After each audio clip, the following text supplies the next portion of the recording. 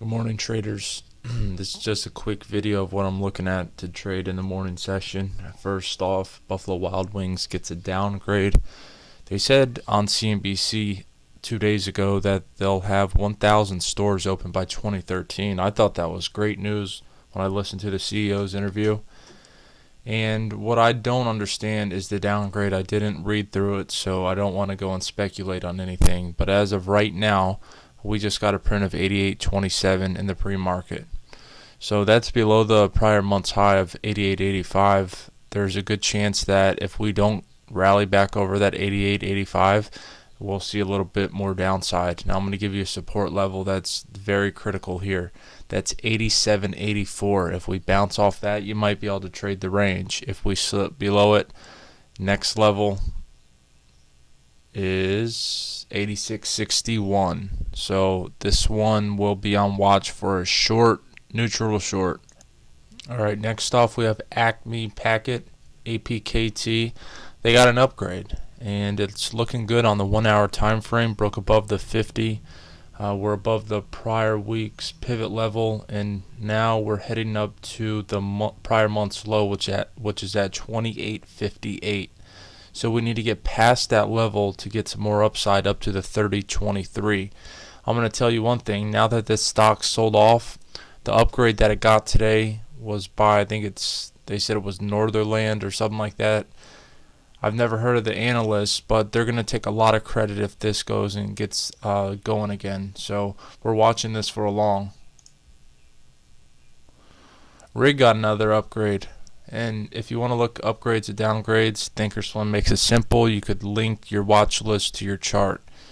And that's what I scan through each morning, just looking for ideas. I have my own charts that I follow daily, but it's always good to see what sectors are being upgraded. Anyways, next, Rig. Huge move yesterday, and we're above 54.90 now. Another upgrade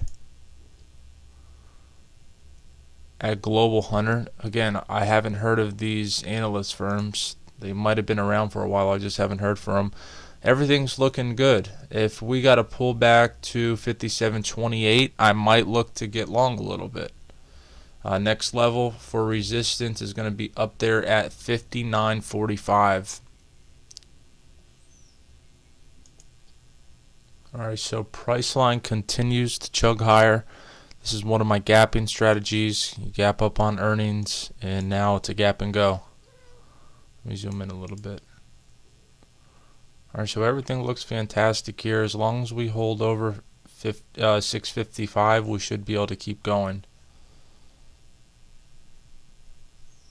Again, I just want to reinstate that if we slip below that, the trade becomes neutral. It's only a confirmed hold above that you can continue buying it. You see, this is typically like a stock that's testing a psychological level, the CMG, at 400. You see, you got a few down days right here, and everyone thought that, yeah, it's going to roll over, it's not going to break over 400, and then what do? They go and they break it over on heavy volume. Very bullish. This stock could continue going up. I just don't know any catalyst that could bring it down right now. Maybe in the next 9 to 12 months, some food inflation could cause a downturn, but as of right now, the stock's strong. Alright, so basically this Amazon, it's technically in a downtrend, but every time that they try to sell it off, it gets countered by either a rising uptrend or a support level. The latest support level was 181.5. So as long as we're above that, try to trade Amazon. I know a lot of people are watching this trend line right here on the daily chart. Might be able to break out of that. Sorry about that. Let me draw an internal trend line. Okay. So if we could break out of that in the next few days, we might be able to get back up to 191. Alright, that's going to be it. Just a few ideas for you to watch. Current pre-market. Crude's trading up about 50 cents. Gold's down once again, 12 points. ES finally broke that 1400 that I called yesterday on my Facebook.